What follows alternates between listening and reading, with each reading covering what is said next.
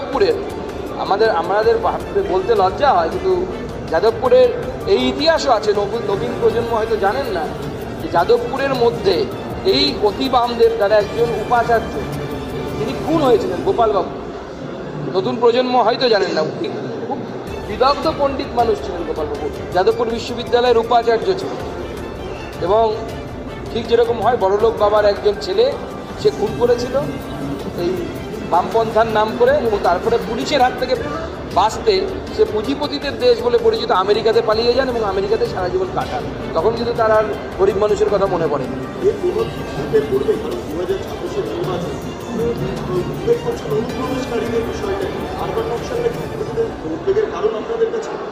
দেখুন, এই আরবান নকশালরা বিভিন্ন রাজনৈতিক দল দ্বারা ব্যবহৃত হন যারা ডেমোক্রেটিক ওয়েতে পার্টিসিপেট করে। গতবার যেমন নো ভোট টু বিজেপি হয়েছিল, এদের দ্বারাই হয়েছিল পশ্চিমবঙ্গে। যাদবপুরের বর্তমান অচল অবস্থা কাটবে? অচল অবস্থাটা খুব আর্টিফিশিয়াল আমার মনে হচ্ছে, চাইলেই কেটে যায়। এটা তৈরি করা হয়েছে, এটা স্পন্সার্ড, প্ল্যান। নাহলে আপনাদেরই আমি প্রশ্ন করছি, আপনারা অনেক বুদ্ধিমান মানুষ এখানে, যারা বাংলার তথা ভারতবর্ষের রাজনৈতিক গতিবিধির উপর নজর রাখেন নিখুঁতভাবে। এত বছর ব্রাত্যবাবু কত বছর শিক্ষামন্ত্রী আছে? 3 বছরের বেশি হয়ে গেছে। তিনি একবারও যাদবপুরে যাওয়ার প্রয়োজন মনে করলেন না। হঠাৎ করে এই ভোটের আগে, যখন ঠিক 1 বছর মতো বাকি আছে, তার যাদবপুরে যাওয়ার কী প্রয়োজন হবে? তাহলে যাদবপুরের বর্তমান অবস্থার জন্য আপনি কি সরকারকেও দায়ী করছেন? শেষ করতে হবে। ব্রাত্য বসুর নামে ওয়ান্টেড পোস্টার, ব্রাত্য বসুর নামে ওয়ান্টেড পোস্টার করেছে।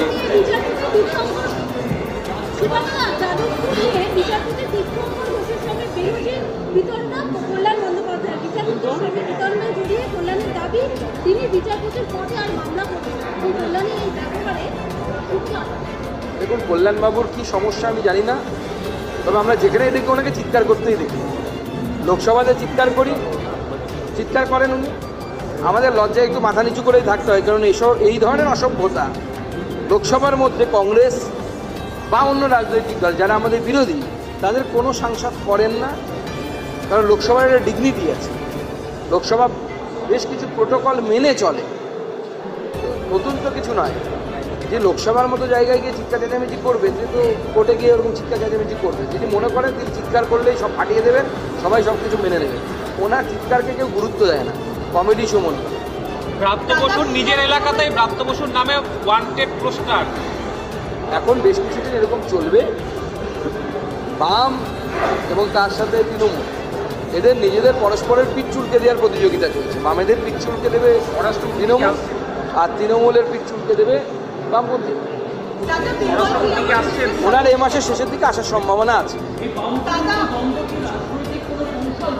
আমি অলরেডি ক্লিয়ার করেছি আপনাদের কাছে, এটা রাজনৈতিক কৌশল, purely it's a political agenda আর পলিটিক্যাল প্ল্যানিং। বামকে একটু শক্তিশালী করে দিয়ে, একটু রিলেভেন্ট করে দিই। বলতে তো বাম রিলেভেন্ট নেই, গত লোকসভা নির্বাচনের পর আরও ধপাস করে পড়ে গেছে। সব মিলিয়ে মনে হয় 60 লক্ষের আশেপাশে ভোট আছে। আমি বলে দিচ্ছি আগামী বিধানসভায় 40 লক্ষে পৌঁছবে। এবার বামেদেরকে এই উত্থান একটু তুলে দেওয়া হচ্ছে, জাগিয়ে দেওয়া হচ্ছে কুম্ভকর্ণের ঘুম থেকে, যাতে কিছু হিন্দু ভোট কাটতে পারে। কারণ জানেন মমতা বন্দ্যোপাধ্যায়, হিন্দু ভোট যদি 4% কনসলিডেট হয়ে যায় তাহলে পরেই বিপদ।